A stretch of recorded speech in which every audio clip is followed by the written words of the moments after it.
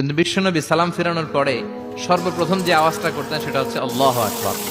এরপর 3 বার পড়তেন আস্তাগফিরুল্লাহ আস্তাগফিরুল্লাহ আস্তাগফিরুল্লাহ। এরপর আয়াতুল কুরসি একবার। কয়বার? মান ক্বারা আয়াতুল কুরসি দুবুরা কুল্লি সালাতিন মাকতুবা লাম ইয়ামনাহু মিন দুখুলিল জান্নাতি ইল্লাল মাউত। প্রত্যেক ফরজ সালাতের পরে যে একবার আয়াতুল কুরসি পড়ে তার জান্নাতে ঢোকার ক্ষেত্রে আর কোনো বাধা থাকে না, একটা জিনিস ছাড়া, সেটা হচ্ছে মরণ। লোকটা মরে না, তাই জান্নাতে যায় না, মরলেই জান্নাতি। আল্লাহু আকবার।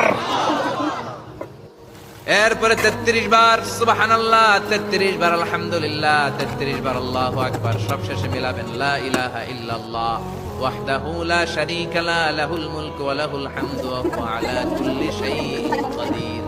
এরপরে পড়তেন আল্লাহুম্মা আনতাস সালাম ওয়া মিনকাস সালাম তাবারাকতা ইয়া যাল জালালি ওয়াল ইকরাম। এরপরে পড়তেন আল্লাহুম্মা লা মানিআ লিমা আ'তাইতা ওয়া লা মু'তিয়া লিমা মানা'তা ওয়া লা